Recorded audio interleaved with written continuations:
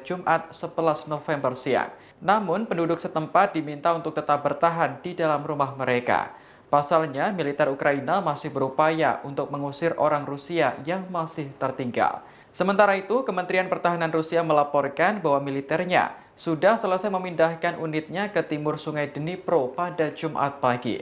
Selama pemindahan, Rusia mengklaim tidak ada satupun perangkat keras atau persenjataan militer yang tertinggal.